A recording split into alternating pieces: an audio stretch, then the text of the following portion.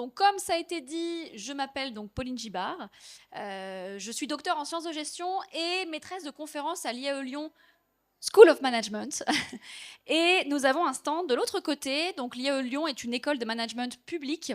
Pour information, nous sommes dans le lieu de la manufacture des tabacs, qui est donc l'université Jean Moulin Lyon 3, et nous proposons donc des formations en initiale et en formation continue dédiées à plein de thématiques, marketing, finance, ressources humaines, entrepreneuriat et beaucoup de choses donc qui seront potentiellement intéressants pour vous. Donc en complément de ces éléments, n'hésitez pas à venir également à notre stand. Mes collègues seront vous accueillir des plus positivement. Donc l'objectif de cette conférence, c'est de pouvoir vous donner un petit peu des éléments sur l'entrepreneuriat des femmes, l'entrepreneuriat féminin comme on l'appelle, et revenir un petit peu sur des défis, peut-être parfois des idées reçues qu'on peut avoir sur l'entrepreneuriat. Et de mon côté, pourquoi je suis devant vous aujourd'hui, c'est parce que j'ai réalisé une thèse sur l'entrepreneuriat des femmes et le financement que j'ai soutenu donc il y a 2 ans maintenant. Et depuis, je continue à mener des recherches sur cette belle thématique, comme vous l'imaginez, que j'étudie de mon côté et que je n'expérimente pas comme vous, actrice ou future actrice de l'entrepreneuriat. Alors, pour revenir rapidement sur les bases, même si j'ai bien compris ici qu'on est face à des personnes qui, pour certaines, ont déjà ouvert leur statut, entreprennent déjà, quelques éléments de définition. De façon assez simple, on estime, on définit l'entrepreneuriat comme une action qui est celle de mener à bien un projet. Si on s'intéresse à des définitions plus spécifiques, telles que la BPI, donc la Banque publique d'investissement, que vous connaissez sûrement, la définition d'un entrepreneur est celle d'une personne qui agit en toute indépendance et qui est responsable de ses actes. Donc on voit que la dimension de l'indépendance, d'être son propre patron, elle est au cœur de ces définitions. Dans la définition de l'INSEE, on a une définition qui est un petit peu plus officielle, un petit peu plus réglementaire, où là, on définit la création d'entreprise comme la mise en œuvre d'une nouvelle combinaison de facteurs de production qui se fait sans le lien direct avec une autre entreprise. Donc on est encore dans une indépendance. Et finalement, en France, la définition de cet entrepreneuriat, elle se désigne par le fait de vouloir mener quelque chose à bien de façon indépendante d'une entreprise ou d'une autre personne qui existe déjà. Alors, pour contrecarrer un peu cette définition de l'INSEE que je viens de vous donner, qui était quand même un petit peu spécifique à la création d'entreprise, il est important de noter qu'il existe des milliers de façons d'entreprendre et beaucoup de façons, de grandes thématiques, je dirais, qui sont en lien avec l'entrepreneuriat des femmes. D'abord, la création, on en parle beaucoup, c'est notamment l'objet d'une zone de stand spécifique. Mais en France, vous avez également plein d'autres situations entrepreneuriales que vous connaissez peut-être, et d'ailleurs, même peut-être vous êtes dans une position d'entrepreneur déjà sans le savoir. La reprise d'entreprise, donc c'est quelque chose qui existe beaucoup en France. Alors on a des reprises familiales, quand par exemple on va avoir une entreprise qui est léguée de fille en fille, de père en père, de cousins, de cousines, de frères et sœurs, peu importe. Donc ça c'est quelque chose qui existe et qui est très présent, notamment dans le domaine viticole, mais évidemment ailleurs. L'entrepreneuriat de franchise, qui est une façon également d'entreprendre pour vous, mesdames, ça peut vraiment être quelque chose d'intéressant. On le retrouve notamment sur les éléments liés à la restauration, à certains magasins qu'on connaît, à certaines grandes distributions qui peuvent vous permettre d'avoir accès à l'entrepreneuriat sous l'égide d'une marque déjà connue et reconnue. Donc ça, c'est un système d'entrepreneuriat qui peut avoir ses spécificités, ses avantages, ses inconvénients, mais qui est important de noter aujourd'hui. L'auto/micro-entrepreneuriat, qui est souvent la façon, vous avez l'acteur ici incontournable qui est l'URSSAF de l'autre côté, qui pourra vous en dire beaucoup plus, mais le micro-entrepreneuriat, ouvrir son statut, comme on dit, c'est un peu la base, on va dire le b.a.-ba pour tester des choses, puisque c'est la façon la plus simplifiée pour pouvoir vendre des produits et pour pouvoir tester finalement de la vente de produits ou services. En complément, vous avez l'entrepreneuriat de coopérative. Donc là, vous allez être salarié d'une coopérative qui va vous permettre de pouvoir être sous l'égide. Ça contredit un peu la définition que je vous ai donnée avant, mais qui est aussi de l'entrepreneuriat.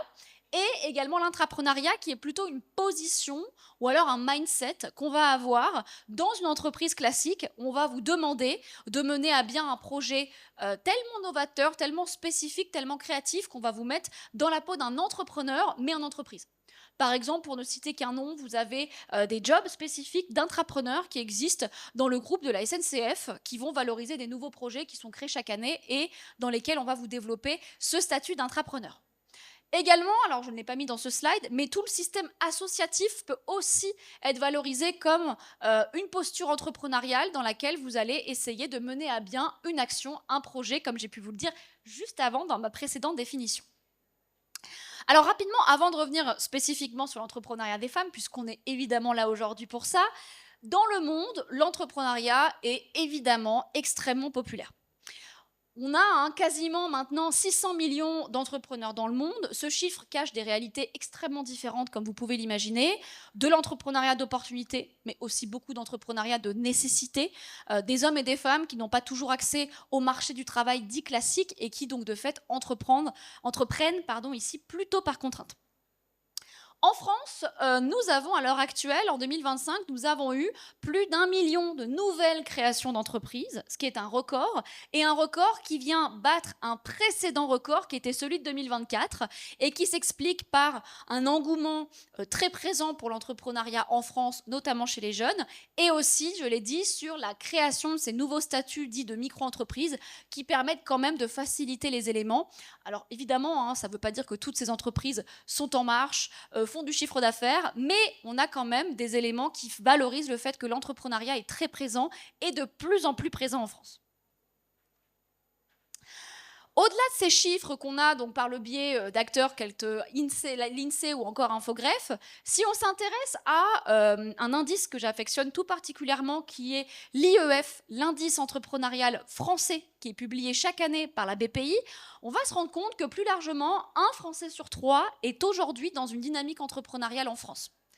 Ce chiffre, il est énorme et il s'explique par plusieurs raisons, qui est celui que si on s'intéresse à cette chaîne entrepreneuriale dans la population active française et majeure, on va se rendre compte qu'on a des actifs qui peuvent être donc des ex-chefs d'entreprise qui vont recréer une entreprise, qui vont renouveler leur expérience, des chefs d'entreprise qui sont en activité, des porteurs de projets, alors là c'est la définition un petit peu que l'INSEE n'apprécie pas, puisque porteur de projet ça veut dire beaucoup de choses. Vous pouvez être un étudiant qui porte un projet, vous pouvez avoir une association, vous pouvez tout simplement mener une action, je ne sais pas, au niveau local, ou avoir un site internet et vous sentir porteur d'un projet et donc entrepreneur. Vous voyez qu'on a beaucoup de porteurs de projets en France.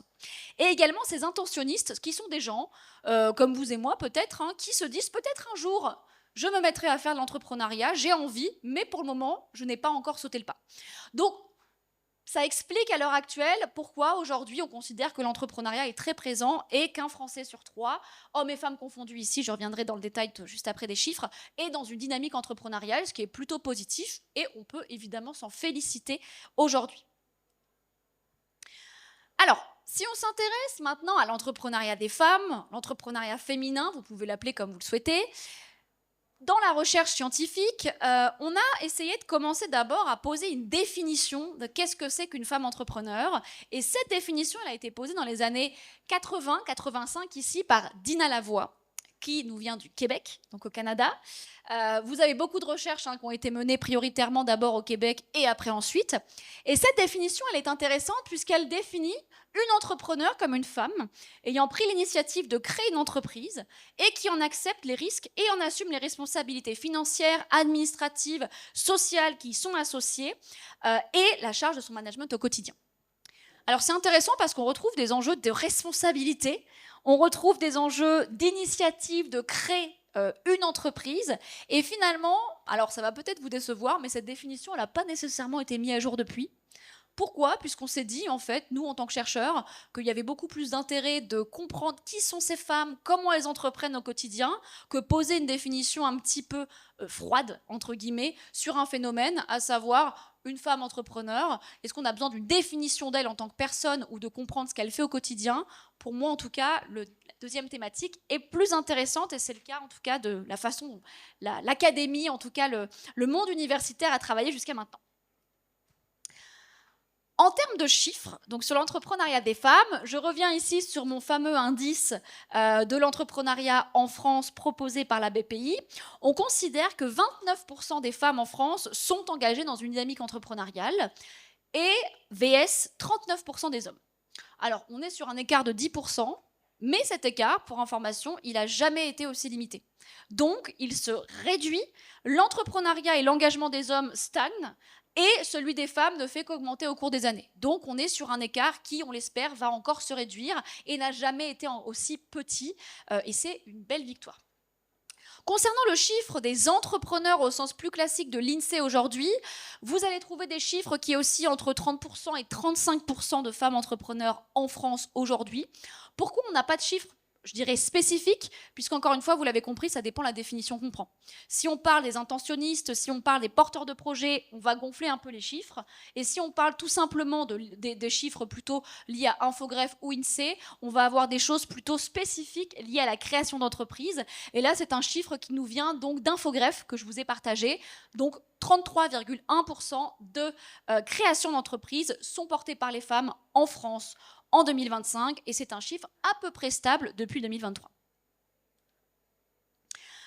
Alors, vous l'imaginez, ce chiffre, il cache de nombreuses disparités, notamment quand on va monter dans les strates entrepreneuriales. Ce que j'appelle les strates entrepreneuriales, c'est si par exemple on s'intéresse au CAC 40, donc pour rappel le CAC 40 qui sont donc les 40 entreprises françaises cotées en bourse en France, eh bien on va se rendre compte que seulement 7,5% de femmes sont au poste aujourd'hui de présidente ou directrice générale, et que nous n'avons pas de femmes au poste de présidente directrice générale, puisque les deux positions sont possibles de le faire selon les entreprises dans le même temps. Et ça, c'est intéressant puisque, à contrario, dans le comité administratif, le CA de ces entreprises, eh bien, les choses se sont extrêmement féminisées. Alors, pas par volontarisme, en tout cas pas de toutes les entreprises, mais tout simplement grâce à la loi, puisque la loi a imposé une féminisation et une mixité dans ces CA, mais on voit que la mixité, en tout cas, n'est pas encore montée jusqu'aux strates vraiment de top management de ces entreprises.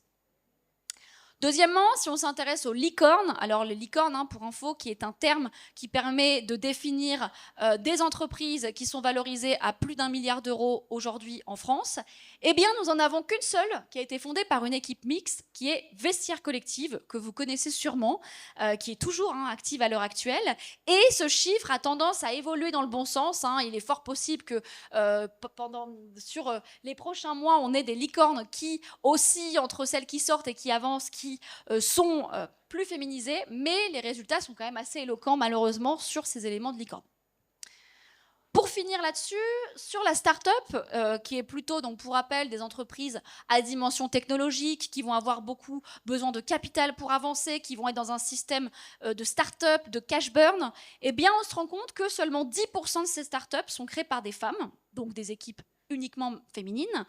En réalité, les équipes mixtes sont peu présentes aussi, malheureusement ici. Et si on s'intéresse au financement, qui a été pour rappel le sujet de ma thèse, on va se rendre compte qu'elle ne représente que 7% du nombre total de levées de fonds en France. Et si on s'intéresse au volume, cette fois-ci, de ces levées de fonds, nous sommes seulement sur 2% du montant total levé par les startups en France, qui sont dirigées uniquement par des femmes. Pour vous dire les choses autrement, sur un tour de levée de fonds, ce que j'appelle un tour de levée de fonds, c'est un petit peu ce qui se passe chez Qui veut être mon associé, pour celles et ceux qui regardent. Sur le premier tour de levée de fonds de ces entreprises, eh bien, une équipe 100% féminine va lever environ 4 millions d'euros, tandis qu'une équipe 100% masculine va lever environ 17 millions d'euros. Donc le financement dans la start-up, c'est un petit peu le point de tension extrêmement important à ce jour dans l'entrepreneuriat. Alors, maintenant qu'on s'est dit tout ça, l'idée, c'est de pouvoir vous donner quelques pistes d'explication sur le pourquoi du comment. Vous imaginez bien que si on est des dizaines et des dizaines à travailler dans le monde là-dessus, c'est un petit peu compliqué de rentrer dans le détail de tous les points, mais l'idée, c'est de vous donner à voir des éléments qui peuvent être intéressants pour vous et avec lesquels vous pouvez repartir, j'espère, de cette conférence avec plus d'informations et aussi plus de leviers d'action à niveau individuel et collectif. D'abord, avant de vous donner ces pistes d'explication, j'aimerais casser une idée reçue que certains et certaines peuvent avoir, à savoir répondre à la question « mais finalement, peut-être que les femmes sont moins présentes dans l'entrepreneuriat parce qu'elles n'en sont pas capables, parce que leur entreprise ne fonctionne pas, et tout simplement parce qu'elles n'y arrivent pas ». La réalité, c'est pas ça. Bien au contraire, la réalité, c'est que les entreprises portées par les femmes sont souvent plus résilientes que celles des hommes. Ça s'est vérifié en temps de crise, je pense notamment au Covid, et ça se vérifie depuis plusieurs années. Vous allez avoir des chiffres, notamment comme ceux proposés par BPI et la DGE, qui montrent que 45% des micro-entrepreneuses en France aujourd'hui sont toujours actives après 5 ans, contre 36% des micro-entrepreneurs hommes après 5 ans. Donc, j'aurais pu vous donner beaucoup de chiffres qui vont dans ce sens-là, qui montrent à quel point ces entreprises sont plus résilientes, réagissent mieux par rapport aux crises et fonctionnent mieux dans le temps. Donc, c'est déjà un élément important pour casser un peu une idée reçue et pour se dire la question n'est pas de se dire est-ce qu'elles sont capables ou pas, mais plutôt dans quel contexte elles entreprennent aujourd'hui en France et est-ce que ce contexte est plutôt positif ou non. Alors, d'abord, et c'est d'ailleurs sûrement l'objet de votre visite aujourd'hui ici sur ce salon, l'entrepreneuriat, on en parle, on y pense, on le regarde et on s'instruit vraiment à partir des médias, des podcasts, des vidéos, etc., etc. La réalité, c'est que là, on parle d'exposition entrepreneuriale et on s'est rendu compte, et j'appelle ça ici une précontrainte, que les femmes sont moins exposées à l'entrepreneuriat. Vous le voyez sur les chiffres, ici encore une fois, 23% de femmes fortement exposées à l'entrepreneuriat, vs 34% des hommes fortement exposés à l'entrepreneuriat. J'irai plus loin pour vous dire qu'il y a déjà donc un enjeu d'exposition à l'entrepreneuriat, mais deuxièmement, de représentation genrée de l'entrepreneuriat dans lesquels, et même nous, je pense, on va avoir beaucoup plus de facilité à citer des noms d'entrepreneurs hommes, des réussites d'hommes, que de pouvoir valoriser un entrepreneuriat de femmes, dans la mesure où la médiatisation de l'entrepreneuriat va quand même valoriser des traits historiquement masculins, des entreprises de secteurs typiquement masculin, et on va avoir encore un peu de mal à valoriser l'entrepreneuriat des femmes de façon bienveillante et également diversifiée. Pour vous donner un seul exemple de cette notion de visibilité et de cet enjeu, en ce moment même, je travaille avec certaines de mes collègues sur la notion de médiatisation de l'entrepreneuriat et je m'intéresse notamment aux couvertures de magazines, de plein de magazines en France. Ici, vous avez le journal des entreprises, vous avez aussi BE Boss, vous avez Forbes, vous avez des choses également qu'on travaille à l'étranger. Et ici, donc, vous avez un journal qui s'appelle donc le journal des entreprises, qui est publié de façon régionale. Donc, vous avez des choses en région Aura, des choses en région PACA, etc., etc. Et donc, on arrive à peu près à une collecte de 90 couvertures de magazines. Et pour avoir quantifié les choses très simplement, les femmes ne représentent que 10% de ces couvertures et 13% de façon mixte, donc avec un homme et une femme qui sont présents sur la couverture. Évidemment, si on va plus loin que ça, on pourrait parler de diversité, diversité d'âge, diversité ici plutôt d'horizon, diversité corporelle, diversité vestimentaire, diversité ethnique, etc., etc. L'enjeu est de vous dire que la vision qu'on a d'un entrepreneur encore aujourd'hui dans les médias, dans les magazines, est celle d'un entrepreneur homme, blanc, d'environ 40 ans ou un peu plus, et que les femmes ont encore une place un petit peu limitée et souvent très stéréotypée selon les médias qui les valorisent. Également, le financement, je vous ai déjà parlé du financement, mais il y a ici un enjeu qui est celui d'une double contrainte qui est extrêmement important à étudier. D'abord, les recherches montrent que les femmes sont encore aujourd'hui en France à l'étranger moins financées. Vous l'avez vu pour la levée de fonds, je ne reviendrai pas sur les chiffres. C'est aussi le cas dans les prêts bancaires, le financement participatif, les subventions, etc. etc. Et dans le même temps, on se rend compte que les femmes sont également moins demandeuses au démarrage, et ce, alors qu'elles ont des besoins de financement qui sont les mêmes que leurs homologues masculins, voire parfois même plus importants parce qu'elles ne veulent pas risquer leur argent personnel ou celui qu'elles considèrent comme l'argent du foyer. Et ça a été l'objet spécifiquement de ma thèse. Vous avez ici des verbatims, donc des extraits d'entretien que j'ai pu réaliser avec plusieurs femmes entrepreneurs, qui montrent un petit peu à voir les difficultés liées au financement. Cette première verbatim d'abord, qui est celle tout simplement que des femmes n'ont pas envie d'avoir accès à du financement externe en lien avec leurs valeurs, de dire voilà, par exemple, je ne me reconnais pas dans le système bancaire. C'est également une décision qui est à prendre et qui donc implique des choses, et également des éléments qui sont ici intéressants sur l'aversion sur l'aversion à l'argent, l'aversion au risque, et des éléments qui sont évidemment importants. Troisièmement, l'argent, c'est être en contact avec quelqu'un, être en contact avec un banquier, être en contact avec un business angel, peu importe. Et beaucoup de femmes que j'ai rencontrées avaient tout simplement peur de potentiels comportements problématiques de l'homme qui serait en face d'elles pour un financement et qui vont de fait avoir des pratiques protectrices, s'habiller différemment, se coiffer différemment. Pour certaines, mettre une bague pour justement faire valoir qu'elles sont mariées, alors qu'elles ne le sont pas parfois, pour se protéger dans ces demandes de financement. Donc vous imaginez bien derrière que le financement, c'est pas seulement une somme, c'est aussi tout un élément relationnel qui complique un petit peu la tâche de ces femmes. Également, comment ne pas parler de ces éléments familiales? La famille peut être évidemment, selon les contextes, un appui extrêmement important comme une contrainte. Et malheureusement, on se rend compte que l'envie d'entreprendre des femmes est en hausse. Là, elles sont maintenant, à l'heure actuelle, plus intentionnistes que les hommes, donc on peut s'en féliciter. Mais le passage à l'action, lui, il est, selon les statuts, en recul. Et la raison qui est souvent invoquée, c'est la notion de cette fameuse double day, donc double journée. L'idée que si vous avez des enfants ou si vous envisagez d'en avoir, vous allez rentrer dans un système où le fait de créer une entreprise peut être assez complexe. Et sachez qu'au niveau mondial, alors c'est des stats qui devraient avoir des éléments plutôt géographiques, mais à l'international, les femmes sont 47% plus susceptibles que les hommes de fermer leur entreprise pour des raisons familiales ou personnelles. Donc encore une fois, cette idée de care, de prendre soin, qui limite malheureusement les perspectives des femmes entrepreneurs encore aujourd'hui en France et à l'étranger. Pour ici vous donner aussi des éléments qui sont plus positifs, les chiffres, et c'est un petit peu les limites de ces stats, peuvent parfois créer quelque chose où on va surzoomer les contraintes liées aux startups, liées à la levée de fonds, et ça va passer, et ça va créer en fait et mettre sous ombre tous les enjeux liés plutôt ici tout simplement aux motivations de ces femmes. Vous avez beaucoup de femmes entrepreneurs qui entreprennent différemment sur des projets associatifs, sur des projets de plus petite taille, sur des projets qui n'ont pas vocation à être financés, non pas parce qu'elles n'ont peur, non pas parce qu'elles n'ont pas envie, mais tout simplement parce que ce n'est pas dans leurs valeurs et qu'elles ont envie de faire les choses autrement.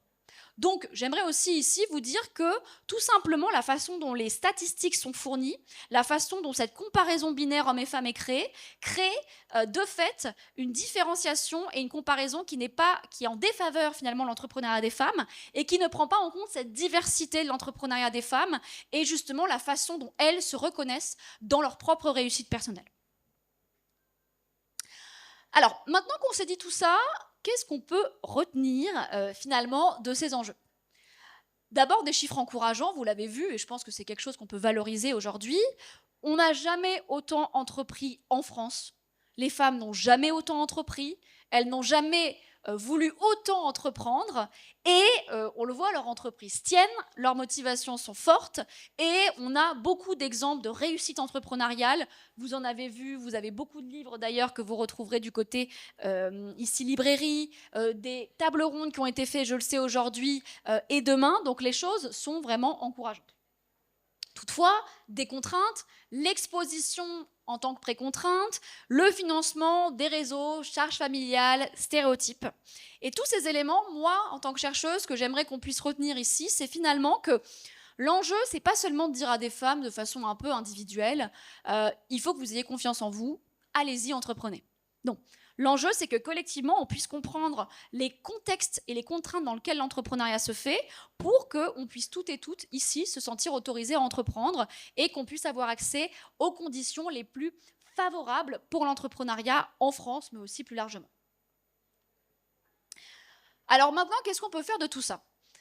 D'abord, je pense que si vous êtes ici aujourd'hui, vous êtes tout à fait dans cette dynamique que je voulais valoriser, à savoir ses pouvoirs. En tout cas, c'est le démarrage de quelque chose.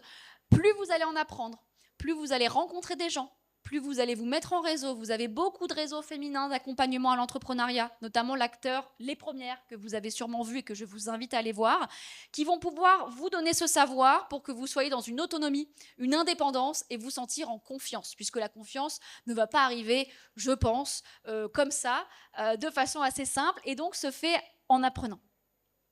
Accompagner et soutenir de façon collective, évidemment, réfléchir à cette facilitation d'accès au réseau, les recherches qu'on mène, évidemment, ont pour objectif d'avancer sur ce sujet, ouvrir les réseaux, corriger les biais d'évaluation, on n'aura pas eu le temps d'en parler, mais évidemment, les recherches montrent aussi que la façon dont on évalue les projets sont souvent biaisées, encore une fois, liées à des traits historiquement masculins et des façons d'évaluer qui valorisent parfois un peu trop la surconfiance.